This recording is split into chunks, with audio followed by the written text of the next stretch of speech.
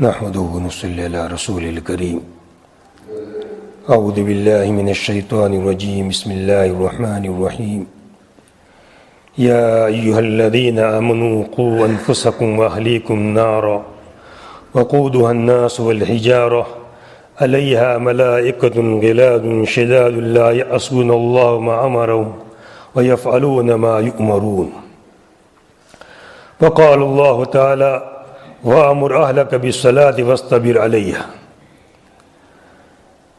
وقال النبي صلى الله عليه وسلم ما نحل والد ولدا من نحل أفضل من أدب حسن أو كما قال عليه الصلاة والسلام وقال النبي صلى الله عليه وسلم إياكم والتنعم فإن عباد الله ليسوا بالمتنعمين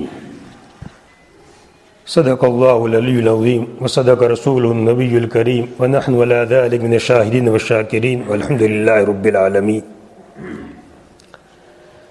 عزیز محترم دینی بھائیوں، جیسے پہلے بھی بار بار کہا جا چکا ہے کہ یہ ہماری مجلس ایک ہمیں مراقبہ کے لیے، ایک جانچ کے لیے، عملی اعتبار سے ہماری کتنی ترقی ہو رہی ہے، اس مجلس کو اس طرح کا سمجھ لیا جاوے.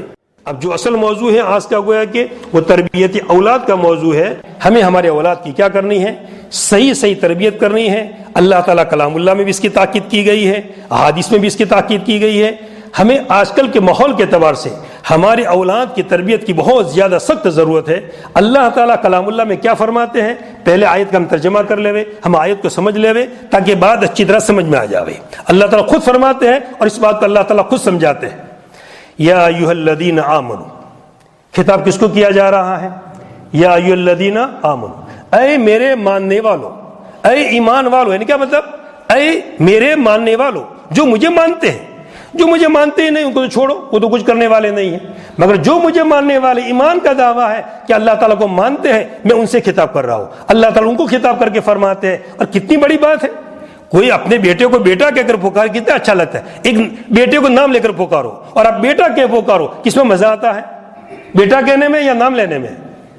اب خود سوچئے، بیٹا آئیے کتنا اچھا لگتا ہے، اور اس کو نام لے کر پکارا اتنا اچھا نہیں لگتا ہے. بیٹے کو بیٹا کہو، باپ کو باپ کہہ کر پکارا کتنا اچھا لگتا ہے، اور باپ کا نام لے کر پکارے تو کیسا گندا لگتا ہے. یہ اس کی تہذیب بھی نہیں ہے، باپ کو نام لے کر پکارتا ہے. جو لفظ جس طرح اچھا لگتا ہے ایسا ہی لگتا ہے. تو اللہ تعالیٰ یا ایھا الذین آمنوا، اے میں ایمان والو، اے مجھے ماننے والو، میں تم کو ایک بات کہہ رہا ہوں. کیا کہتے ہیں اللہ تعالیٰ؟ قوا انفسکم واہلیکم نارا، بچاؤ اپنے آپ کو اور اپنے گھر والوں کو آگ سے. قوا انفسکم واہلیکم نارا، بچاؤ اپنے آپ کو اور اپنے گھر والوں کو آگ سے بچاؤ. وہ آگ کیسی ہے؟ وقودها الناس والحجارہ، جس کے ایندھن، وہ آگ کیسی خطرناک ہے کہ جس کے ایندھن لکڑیاں نہیں ہوگی، جس کے ایندھن کیا ہوں گے؟ پتھر ہوں گے اور انسان ہوں گے. اس کے ایندھن جو بنیں گے وہ کون بننے والے ہیں؟ پتھر. اور ایندھن جو بنیں گے وہ پتھر اور انسان بنیں گے. جس کے اوپر کیا متعین ہے؟ فرشتے متعین ہیں. اور ایسے سخت گو فرشتے ہیں کہ جو اللہ تعالیٰ کے حکم کی کبھی خلاف ورزی نہیں کرتے ہیں. جو کہاں گیا وہی کریں گے. اگر کہہ دیا جہنم میں ڈال دو، وہ فرشتے ڈال کے رہیں گے، وہ کبھی ادھر ادھر نہیں. اب ہمیں جو بات سمجھنی ہے، اللہ تعالیٰ نے کیا فرمایا؟ اپنے آپ کو بچاؤ آگ سے اور اپنے بچوں کو بچاؤ آگ سے. کون سی آگ سے؟ جہنم والی آگ سے. ہم نے بچوں کی تربیت صحیح نہیں کی تو یہ بچے کہاں جائیں گے؟ جہنم میں جائیں گے. نماز کا ہم نے عادی نہیں بنایا، ایمان عقائد ان کے صحیح نہیں کیے ہم نے، تو ہمارے بچے کہاں جائیں گے؟ جہنم میں. اپنے آپ کو بھی جہنم سے بچانا ہے. ایک حدیث میں ذکر کیا گیا ہے، جہنم کے اندر اس والد کو سب سے زیادہ سخت عذاب دیا جائے گا کہ جس نے اپنے اولاد کی صحیح تربیت نہیں کی اور اولاد کو جہنم کے لائق بنایا. اس والد کو بھی سزا دی جائے گی کہ تو نے اپنے اولاد کی صحیح تربیت کیوں نہیں کی. یہ بھی باپ کی ذمہ داری، اپنے اولاد کی کیا کرنا؟ صحیح تربیت کرنا. اور اللہ تعالیٰ مثال کس سے دیتے ہیں؟ اپنے آپ کو بچاؤ اور اپنے بچوں کو بچاؤ کس سے؟ آگ سے. نارن کا لفظ استعمال کیا اللہ تعالیٰ نے. اسے بات سمجھانی ہے. ایک جگہ آگ جل رہی ہے، برابر. اب میرا چھوٹا بچہ ہے، کسی کا بھی چھوٹا بچہ ہے، 1 سال کا 2 سال کا، اس کو کیا پتا کہ آگ کیا چیز ہے. اب وہ آگ کے قریب جا رہا ہے، ہم نے کہہ دیا بچے مت جا، یہ آگ سے لگ رہی ہے، دور رہنے کا. یہ ہم نے بیٹھے بیٹھے کہہ دیا، مگر بچہ نہیں مانتا اور بھی قریب جا رہا ہے. ہم نے پھر زور سے بولا او بچے کہاں جا رہا ہے تو اتنے قریب میں دور رہ, نہیں مان رہا, پھر جا رہا ہے. تو اپنی جگہ بیٹھے رہیں گے, ہم ہٹیں گے نہیں نا اپنی جگہ سے, بیٹھے رہیں گے اپنی جگہ, جانے دیں گے آگ میں, سو کے جاتا. کوئی کرے گا ایسا؟ بس یہ مثال اللہ, یہ دیکھو یہ اللہ کا کلام ہے, کیا مثال دی ہے. یعنی تم ذرا سوچو کہ تمہارا بچہ آگ میں گر رہا ہے, قریب ہے, تو کیا تم بیٹھے رہو گے جگہ کے اوپر؟ سیدھے اٹھ کھڑے ہو جاؤ گے, پکڑو گے اس کا, تھپڑ لگا دو گے, کیا کر رہا ہے تو یہ دکھتا نہیں تجھے اتنا؟ تو یہ آگ سے, یہ اللہ تعالیٰ مثال دے کر سمجھاتے ہیں کہ تم اپنے اولاد کو ایسا پکڑو اور ایسا سمجھاؤ کہ وہ جہنم کی آگ سے ان کو ڈراؤ کہ تم جہنم کی آگ میں جانے والے ہو. اگر تم نے آج نماز نہیں پڑھی ہے, آج پڑھے سوئے رہے ہو, موبائل کا غلط استعمال کیا ہے, تو جہنم میں تم جانے والے ہو. تو جس طرح دنیا کی آگ سے بچایا جاتا ہے, اس طرح اپنے بچوں کو جہنم کی آگ سے کیا کرو, بچاؤ. اس لیے یہ ہے اپنے اولاد کی طرح تربیت, پوری ایک ایک چیز کی نگرانی کرنا. خود حدیث میں اس کا ذکر کیا گیا ہے. نبی کریم صلی اللہ علیہ وسلم کیسے اولاد کی تربیت کرے, واقعات حدیث میں ذکر کیا. حضور نے باقاعدہ تربیت کی. حضرت حسن رضی اللہ تعالیٰ عنہ آپ کے نواسے ہیں, سب جانتے ہیں ماشاءاللہ, حضرت حسن رضی اللہ تعالیٰ عنہ. اور کتنے محبوب نواسے آپ کے, کتنے محبوب نواسے کہ کبھی کبھی آپ نماز پڑھتے تھے نبی کریم صلی اللہ علیہ وسلم, تو آپ کے پشت پر چڑھ جاتے تھے. جب آپ کو سجدے سے اٹھنا ہوتا تھا تو آپ ان کو کیا کرتے تھے, نیچے اتار دیتے تھے تاکہ وہ گرے بیرے نہیں, نیچے رکھ دیتے تھے اور پھر آپ سجدے سے اٹھتے تھے. اتنی محبت, اتنے لاڈلے نواسے, جب بھی آتے تھے ان سے پیار کرتے تھے, محبت کرتے تھے, ان سے کوئی بوسا لیتے تھے. ہم بھی ہمارے اولاد کو بوسا لے, سنت سمجھ کر کے. حدیث میں ذکر کیا, ایک حدیث میں واقعہ ذکر کیا گیا ہے. ایک صحابی آئے تو نبی کریم صلی اللہ علیہ وسلم کو دیکھا کہ حضرت حسن حسین کو بوسا دے رہے ہیں. تو صحابی نے آ کر کے کہا, اللہ کے رسول, میرے 10 بچے, مگر آج تک میں نے کسی کو بوسا نہیں دیا, میں نے بچی کسی کو نہیں کی. تو آپ نے کیا جواب دیا, اگر تیرے دل میں سے اللہ تعالیٰ اگر رحمت کو کھینچ لے تو میں کیا کروں, تیرے دل میں رحم کا مادہ نہیں ہے تو میرا کیا قصور اس کے اندر. تو بچوں کو پیار کرنا, محبت کرنا, یہ اچھی چیز ہے, بچوں سے پیار اور محبت ہونا چاہیے, مگر کس کے ساتھ, تربیت کے ساتھ. تو حضرت حسن کو اتنا پیار, ایک طرف پیار دیکھیے, اب دوسری طرف دوسرا واقعہ دیکھیے. وہی حضرت حسن رضی اللہ تعالیٰ عنہ ایک دفعہ کھجور کی صدقات کی کھجوریں پڑی ہوئی تھی, تو ایک طرف ڈھیر لگا ہوا تھا, صدقات کا مال آتا رہتا تھا. اب وہ کھجور اٹھے, بچے تھے چھوٹے سے, وہ تو تھوڑی سی عمر کے تھے, 3-4 سال, پتہ نہیں چھوٹی سی عمر کے ہوں گے, 4-5 سال ایسے کچھ. اب وہ کھجور اٹھائی اور کھجور کھا لی, منہ میں رکھ دی. دیکھ لیا نبی کریم صلی اللہ علیہ وسلم نے, فوراً کخ کخ, عربی کا لفظ ہے یہ, تھو تھو, جیسے اپنے کہتے ہیں نا, نکال نکال, تو نہیں کھانے دیا. یہ چھوٹا بچہ ہے, حالانکہ آپ سمجھ رہے تھے کہ چھوٹا بچہ ہے, کوئی مسئلہ نہیں. آپ نے فرمایا ہمارے لیے مال, صدقات کا مال ہمارے لیے حلال نہیں, ہم نہیں کھا سکتے. آپ نے نہیں کھانے دیا اور اندر سے کیا کروا دیا, نکلوا دیا. یہ ہے تربیت. چھوٹے بچے ہیں اور محبت ایسی ہے, پیار ایسا ہے, اور جب تربیت کا موقع آیا تو آپ نے کوئی چلو چھوٹا بچہ ہے, آئندہ سمجھا دیں گے, نہیں کھانے دیں گے. آج تو کھا لیا, پڑوس سے کوئی پی لے کر کے آ گیا, بچے نہیں لانے کی, مگر آج کھانے دیا تو وہی کل عادت خراب ہوگی. کیوں تو پی لے کر کے آیا پڑوس کے اندر سے, تجھے اجازت دی گئی تھی, تجھے دی گئی ہے, کیوں تو گیا پڑوس کے اندر. یہ سب سختیاں کرنا ضروری ہے بچوں پر, ورنہ آج ایک پی کھائے گا اور کل پتہ نہیں کتنے گھوٹالے کرے گا, پھر وہ بڑا ہو کر کے وہ اس وقت سمجھ میں آئے گا. اس لیے ہمیں چھوٹے پن ہی سے تربیت کرنا ہے. دوسرا واقعہ دیکھیے, خود نبی کریم حدیث سے میں سنا رہا ہوں کہ آپ کیسے تربیت کرتے تھے. حضرت ابو سلمہ, حضرت ام سلمہ رضی اللہ تعالیٰ عنہ, جو آپ کے نکاح میں ازواج مطہرات کے اندر ان کے شوہر حضرت ابو سلمہ تھے, ان کا انتقال ہو گیا. اس کے بعد حضرت ام سلمہ سے نکاح کی نبی کریم صلی اللہ علیہ وسلم ہو گیا تھا. تو ان کے لڑکے تھے گویا کہ سلمہ, تو وہ حضور کے پاس رہتے تھے, حضور کی نگرانی میں رہتے تھے. اب ایک دفعہ نبی کریم صلی اللہ علیہ وسلم کھانے کے لیے بیٹھے, وہ ساتھ میں وہ جو چھوٹے بچے تھے حضرت ام سلمہ رضی اللہ تعالیٰ عنہ کے, وہ بھی کھانے کے لیے بیٹھ گئے. تو اب کھانے کے لیے بیٹھے تو بچہ ہوتا ہے, کبھی ہاتھ یوں ڈالتا ہے, کبھی یوں ڈالتا ہے, یہ سب آپ دیکھ رہے ہیں. تو فوراً آپ ان کو سمجھایا, پکڑا کہ اپنی طرف سے کھاؤ, بسم اللہ کیا کر کے کھاؤ, اور اپنی طرف سے کھاؤ, یہ ادھر ادھر ہاتھ نہ گھماؤ. دیکھیں چھوٹا بچہ ہے, مگر آپ نے چھوڑا نہیں, فوراً تربیت کی, اپنے سامنے سے کھاؤ, ادھر ادھر کھانے کی تم کو اجازت نہیں. اس طرح حضرت اکراش ابن ذویب, یہ دوسرے صحابی ہیں, ایک دفعہ حضور کو ملنے کے, وہ بھی چھوٹے صحابی تھے, حضور کے پاس ملنے کے لیے آئے. اب وہ حضور کے سامنے کھانا لایا گیا, وہ کھانا کھا رہے ہیں, وہ بھی کھا رہے ہیں, نبی کریم صلی اللہ علیہ وسلم بھی کھا رہے ہیں. اب وہاں بھی اسی طرح وہ کبھی ادھر کھا رہے ہیں. تو آپ تو وہاں بھی ان کو سمجھایا, ہاتھ پکڑا باقاعدہ, اور ہاتھ پکڑ کے بتایا کہ بس اپنے سامنے سے کھاؤ, تم ادھر ادھر ہاتھ نہ کرو. پھر اس کے بعد اسی حدیث میں ذکر کیا گیا ہے, تھوڑی دیر کے بعد ایک دوسری پلیٹ لائی گئی کہ جس میں کھجوریں الگ الگ تھی, قسم کی تھی, جیسے کھجوریں بہت قسم کی آتی, الگ الگ قسم کی کھجوریں تھی. اب وہ صحابی کو پہلے آپ کہہ چکے تھے اپنی طرف سے کھاؤ, تو وہ کھجوروں کا جب پلیٹ سامنے آیا تو اپنی سمت سے کھا رہے ہیں. اب وہ پہلے آپ سمجھا چکے تھے تو اپنی سمت سے کھا رہے ہیں اور ادھر ادھر ہاتھ نہیں گھوم رہا ہے. تو پھر ان کو سمجھایا آپ نے، کیا سمجھایا؟ اکراش، اب یہ مختلف چیزیں ہیں، تم اپنے سمت سے کھاؤ گے، تم کو دوسری چیز پسند ہے اور وہ تمہارے سامنے ہے نہیں، تو پھر کیا کرو گے تم؟ ایسا نہیں، ہر طرف سے کھاؤ۔ جب مختلف چیزیں رکھی ہوئی ہیں تو ہر طرف سے کھانے کی اجازت ہے، اور ایک ہی طرح کا کھانا ہے تو پھر کیا فرق ہے؟ اپنے سامنے سے کھاؤ، کیوں کسی اور کے سامنے سے کھاتے ہیں؟ یہ دیکھیے نبی کریم صلی اللہ علیہ وسلم کی تربیت، جب پہلا موقع آیا آپ نے سمجھایا، پھر دیکھا کہ بچہ ذرا الٹا سمجھ رہا ہے، پھر نصیحت کی کہ اکراش یہ الگ الگ چیزیں ہیں اور الگ الگ جگہ سے آپ کیا کر سکتے ہیں؟ کھا سکتے ہیں۔ یہ ہے نبی کریم صلی اللہ علیہ وسلم کی کیا ہے؟ تربیت۔ اس لیے ہمیں ہمارا اولاد کی کیا کریں؟ پوری تربیت کرنی ہے، اور کلام اللہ میں اسی کا حکم دیا گیا ہے کہ اپنے اولاد کو، اپنے آپ کو جہنم سے کیا کرو؟ بچاؤ۔ اب دوسری جو آیت میں نے تلاوت کی، وَأَمُرْ أَهْلَكَ بِالصَّلَاةِ وَاسْتَبِرْ عَلَيْهَا، اپنے گھر والوں کو، اپنے متعلقین کو نماز کا حکم کرو، وَاسْتَبِرْ عَلَيْهَا، اور اس کے اوپر کیا رہیے؟ جمے رہیے۔ تربیت اثر کب کرے گی؟ جب میں خود پابند ہوں گا اور میرے اولاد کی تربیت کروں گا تو اس تربیت کا اثر اور نتیجہ اچھا نکلے گا۔ مگر میں تو پابند ہوں، بچوں کو تو میں کہہ رہا ہوں، مگر میں پابند نہیں ہوں، میں تو نماز پڑھتا ہوں اور بچوں کو صبح اٹھاتا ہوں اور میں سویا رہتا ہوں، تو بچہ جانے والا ہے، ٹھیک ہے پھر ڈر سے چلا جائے گا 1 سال 2 سال، جب تک کہ ابا کا ذرا روب ہے اس وقت، اور پھر تو دیکھے گا ابا تو سوئے رہتے ہیں اور مجھے مسجد میں بھیجتے ہیں، تو پھر کیا اس کا مطلب ہے کہ کوئی فائدہ نہیں نماز پڑھنے سے، ابا ہی نہیں پڑھتے تو کیا فائدہ ہوگا پھر؟ اب یہ خود کلام اللہ تعالیٰ فرماتے ہیں وَأَمُرْ أَهْلَكَ بِالصَّلَاةِ، اپنے گھر والوں کو نماز کا حکم دیجئے، وَاسْتَبِرْ عَلَيْهَا، اور اس کے اوپر کیا رہیے؟ جمے رہے، خود بھی پابند رہیے۔ اور تمام انبیاءوں کو، حضرت اسماعیل علیہ السلام نے بھی اپنے اولاد کو اسی کا حکم دیا کہ نماز کی پابندی کرنا۔ حضرت یعقوب علیہ السلام کا جب انتقال، پورا واقعہ کلام اللہ میں ذکر کیا گیا ہے، جب انتقال ہونے لگا آپ نے اولاد کو جمع کیا اور جمع کر کے کیا فرمایا؟ اے اولاد، اپنے بیٹوں کو یا بیٹوں کو خطاب کر، تم میرے بعد کس کی عبادت کرو گے؟ یہ نہیں پوچھا کہ مال کیا ہے کیا نہیں، یہ سب سیدھا فوراً سوال کس کا کیا گیا کہ تم میرے بعد کس کی عبادت کرو گے؟ سب نے جواب دیا کہ اللہ کی عبادت کریں گے ہم۔ تو یہ اولاد کی پوری تربیت کہ موت کے وقت بھی اولاد کی تربیت کی جا رہی ہے۔ اب میں نے جو حدیثیں پڑھی آپ کے سامنے، حدیثوں پر توجہ کیجیے۔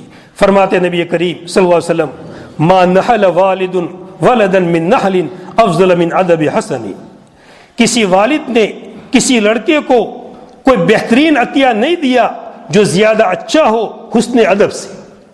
اگر کسی والد نے اپنے ولد کو اچھا تحفہ دیا ہے، اچھا ہدیہ دیا ہے، تو حسن ادب سے بڑھ کر کوئی چیز نہیں ہے۔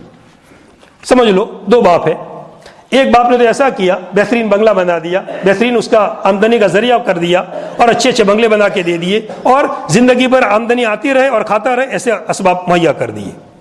ایک باپ نے یہ کیا کہ بھئی یہ سب بنگلے تیار نہیں کیے، مگر اس نے پوری تربیت کی، حافظ بنایا، عالم بنایا، دیندار بنایا، متقی بنایا، پرہیزگار بنایا، اللہ سے ڈرنے والا بنایا، پورا خرچہ اس کے اوپر کیا، پیسہ اس کے پیچھے نہیں لگایا، اور پورا تو یہ ابا کہ جس نے اپنے یہ تربیت کی، اولاد کی اس طرح نیک اچھا بنایا، تو یہ بہترین عطیہ ہے اس عطیے کے مقابلے کے اندر جو کیا چھوڑ کے گیا؟ وہ بنگلہ چھوڑ کے گیا۔ ہاں ٹھیک، اللہ نے مال دیا ہے، ہمیں میں انکار نہیں کرتا کہ گھر نہیں بنانا ہے، گھر بنائیے، اولاد کی بنائیے، ضرور بنائیے، مگر اس سے پہلے کس کی فکر کرنی ہے؟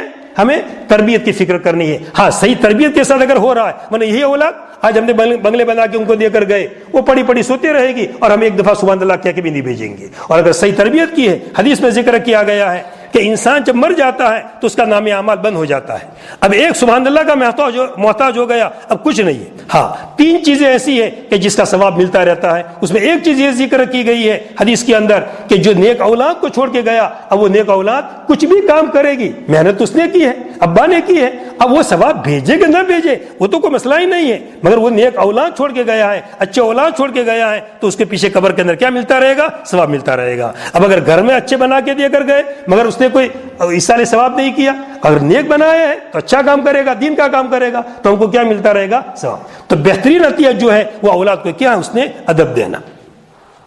دیکھیے ایک شاعر کیا کہتا ہے، یتیم وہ نہیں ہے جس کے والدین فوت ہو کر اس سے بے سہارا چھوڑ گئے ہو، بلکہ یتیم وہ ہے جس کی ماں تو ہو لیکن وہ اس سے دستبردار ہو چکی ہو، اس کی فکر نہ کرتی ہو، اور باپ بھی ہو لیکن مصروف کار ہو، یعنی اپنے کام میں مست ہے، اس کو اولاد کی کوئی فکر نہیں ہے۔ تو یتیم اس کو نہیں کہا جائے گا کہ جس کے ماں باپ نہیں ہے، یتیم اس کو کہیں گے ماں بھی ہے باپ بھی ہے، مگر ماں اپنے کام میں لگی ہوئی ہے، اولاد کی کوئی فکر نہیں ہے، اور باپ کو گویا کہ اپنی فکر پڑی ہوئی ہے، کوئی اولاد کی تربیت نہیں ہے، اصل یتیم اس کو کہا جائے گا۔ اس لیے ہمیں ہمارے اولاد کی صحیح تربیت کرنی ہے۔ اب میں ذرا کچھ چیزیں بچپن ہی سے لے کر کے ہمیں کس طرح بچوں کو لے کر کے چلنا ہے، ایک تھوڑی موٹی موٹی باتیں میں بیان کر دوں۔ سب سے پہلے جب بچہ پیدا ہوا ہم سب سے پہلے اس کو کیا کہیں گے؟ کان میں، داہنے کان میں اذان اور بائیں کان میں اقامت۔ مگر ہم اذان و اقامت کہیں گے سنت کے مطابق۔ اذان کیسے کہی جاتی ہے؟ کھڑے کھڑے۔ تو ہم اس وقت اذان کیسے دیں گے؟ کھڑے کھڑے دیں گے، بیٹھ کر نہیں دیں گے۔ اب آپ کہیں ہاں تو اذان کا کسی کو سنا نہیں ہے تو اس کے کان میں تو کہنی ہے، نہیں، سنت کے مطابق اذان دی جائے گی۔ پوری اذان میں جتنی سنت ہے، کان میں ہاتھ ڈالنا وغیرہ، وہ تمام سنتوں کے ساتھ اذان دی جائے گی، ایک کان میں اذان اور ایک کان میں اقامت۔ یہ سب سے پہلے والدین کا حق ہے کہ جیسے بچہ پیدا ہو تو اس کے داہنے کان میں اذان اور بائیں کان میں اقامت کہہ دی جاوے۔ یہ والدین کا حق ہے، والدین کی ذمہ داری۔ یہ کیوں؟ وہ عالم الستو کو یاد دلانا ہے۔ عالم الستو جو اللہ تعالیٰ نے روح پیدا کی تھی سب، اور تمام روح سے اللہ تعالیٰ نے کہا تھا بتاؤ میں تمہارا رب نہیں ہوں، تو سب نے کیا کہا تھا؟ ہاں آپ ہمارے رب ہیں، سب نے اقرار کیا تھا۔ اب وہ دنیا میں آ گیا تو سب سے اذان و اقامت کہہ کر کے وہ عالم ارواح والا اس کو عہد یاد دلایا جا رہا ہے، اے بندے تو یاد رکھنا کہ تیرا معبود کون ہے؟ اللہ تعالیٰ ہے، ان کو بھولنا مت۔ تو سب سے پہلے اذان و اقامت اس کے کان میں کہی جاتی۔ اب اگر کوئی یہ کہے کہ اذان و اقامت بچہ کہاں سمجھتا ہے، کیا فائدہ؟ تو اس کا فائدہ یہ ہے کہ اس کی فطرت کے اندر، طبیعت کے اندر یہ بیٹھ گیا، چاہے سمجھتا ہے کہ نہیں سمجھتا ہے، مگر اللہ تعالیٰ نے ایک حکم دے دیا ہے، حدیث میں حکم دیا گیا ہے اذان و اقامت کا کہ جب بچہ بڑا ہوگا انشاءاللہ تو اس کا نتیجہ ظاہر ہوگا۔ یہ بھی نہیں، اور ایک چیز بعض کتابوں کے اندر سورہ اخلاص کا بھی ذکر کیا گیا ہے کہ سورہ اخلاص بھی اس کے کان میں کیا کر دینا چاہیے، مگر بعضی کتابوں میں ذکر کیا ہے، سب میں ذکر نہیں کیا ہے۔ تو سورہ اخلاص بھی اس کے کان میں کیا کر دینی چاہیے؟ پڑھ دینی چاہیے۔ اس سے دنیا کا فائدہ جو لکھا ہے، ایک بیماری آتی السبیان، ایک طرح کا مرض ہوتا ہے، تو یہ بچے کو نہیں ہوگا انشاءاللہ۔ اگر اذان و اقامت اس کے کان میں کہہ دی گئی تو السبیان کے مرض سے کیا رہے گا؟ محفوظ۔ تو سب سے پہلا حق یہ ہے جب بچہ پیدا ہوا اس کے اذان و اقامت کہہ دی۔ اس کے بعد دوسرا چیز ہے تحنیک۔ تحنیک کس کو کہتے ہیں؟ تحنیک کا مطلب یہ ہوتا ہے جب بچہ پیدا ہوا تو ہمارے گاؤں میں جو بھی بزرگ آدمی ہے، نیک آدمی ہے، جو بھی نماز کا پابند ہے، جو بھی آدمی اچھا آدمی کو لگے، اس کے پاس بچے کو ہم لے کر کے جاوے۔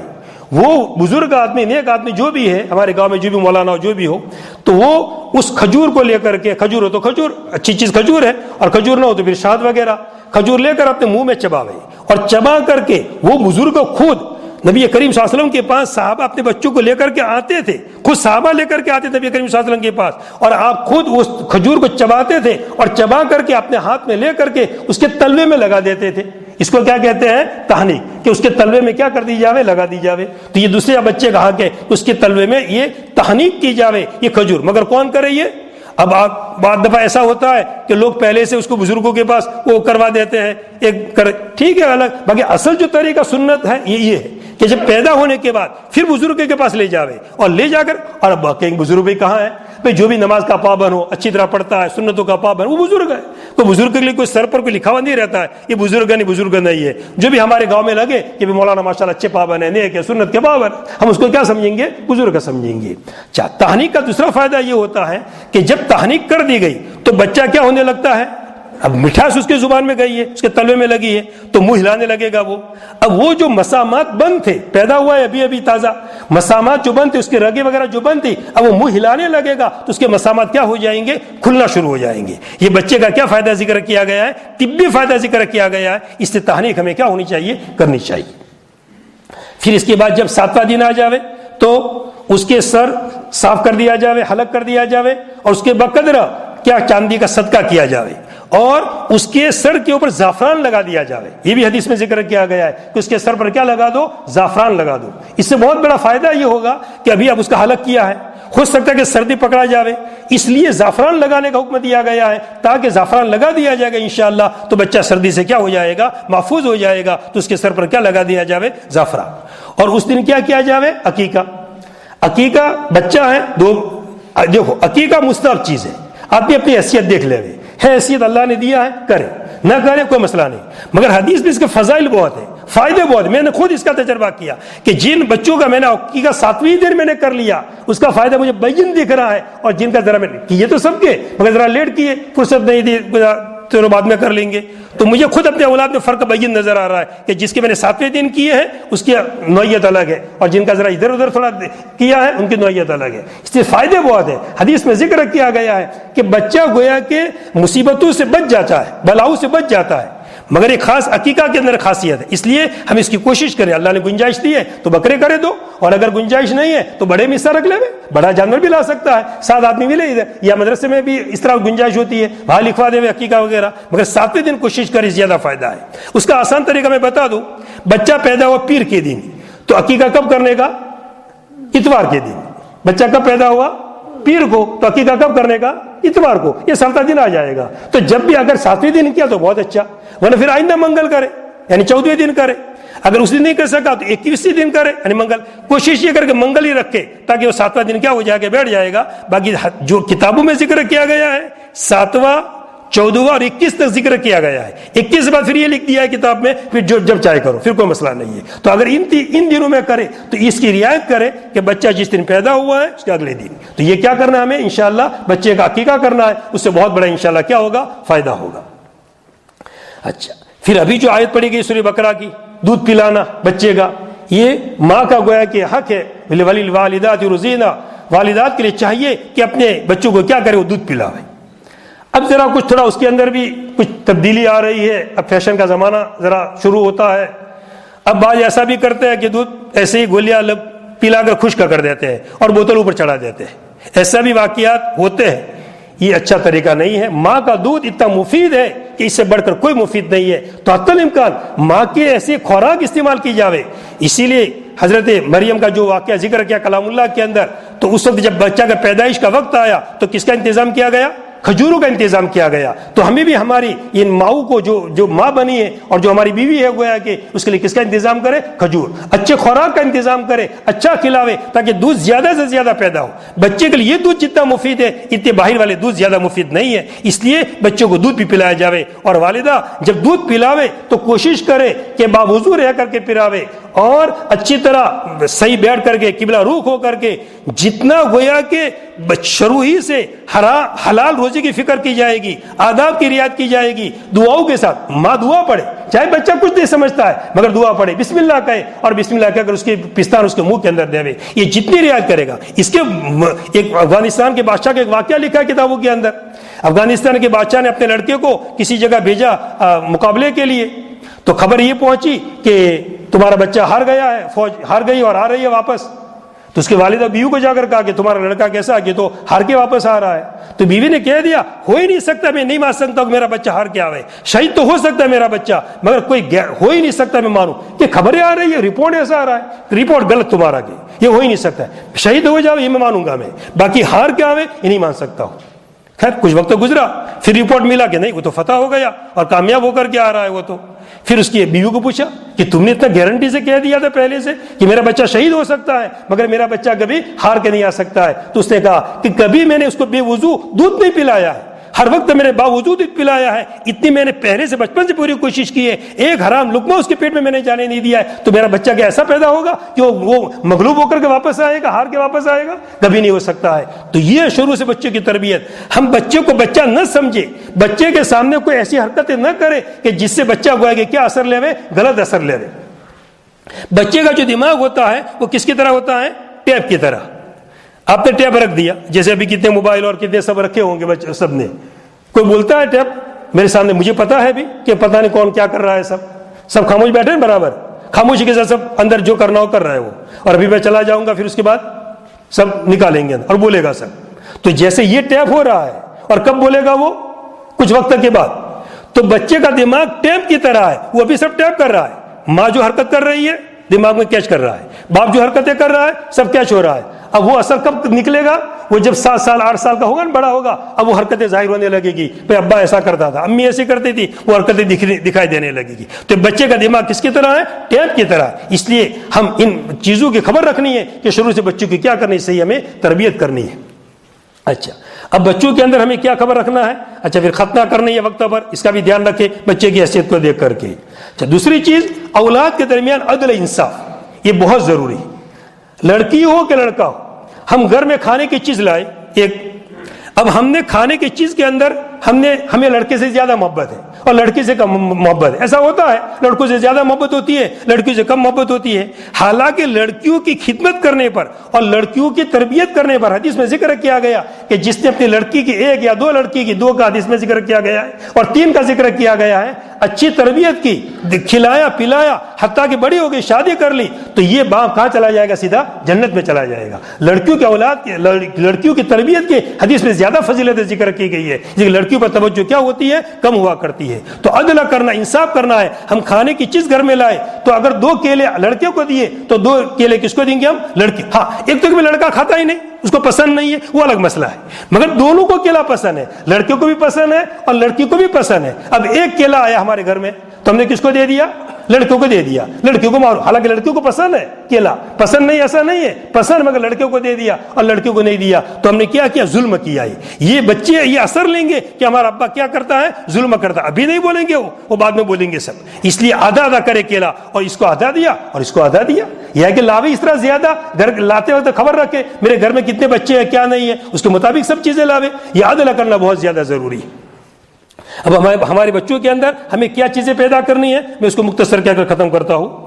ایک تقوی بچوں کے اندر پیدا کرنا, اللہ کا خوف, شروع سے اللہ کا نام, اللہ کا ڈر, اللہ بڑے ہے, اللہ بڑے ہے, اتنا ان کے ذہن میں پلایا جاوے کہ بچہ اللہ سے کیا بننا جاوے؟ ڈرنے والا.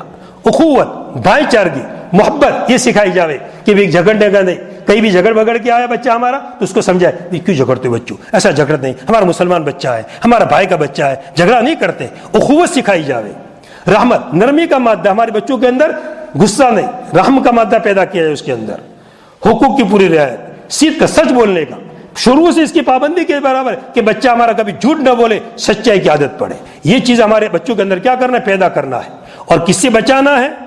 جھوٹ سے بچانا ہے, چوری سے بچانا ہے, گالی گلوچ سے بچانا ہے, اور آزادی طبیعت کے اندر نہ آوے, بے راہ روی نہ آوے. اس سے اپنے بچوں کو کیا کرنا ہے؟ بچانا ہے. اب خصوصاً جیسے گالم گلوچ, اب یہ جب خود والدین احتیاط کریں گے تو بچوں میں منتقل نہیں ہوگا, اور اگر والدین احتیاط نہیں کریں گے تو پھر بچوں میں منتقل ہوگا. اڑوس پڑوس کے اندر بھی پورا اچھی طرح نگرانی کرے, ہمارا بچہ کس کے ساتھ کھیل رہا ہے. بچے کے لیے ہم وقت کچھ فارغ کریں, اور وقت فارغ کر کے گویا کہ ہم کیا کریں, اس کے لیے تربیت کی کوشش کریں. اچھا, اب ایک بات میں سنا دیتا ہوں ذرا آپ کو, بس فوراً ختم کر دیتا ہوں انشاءاللہ.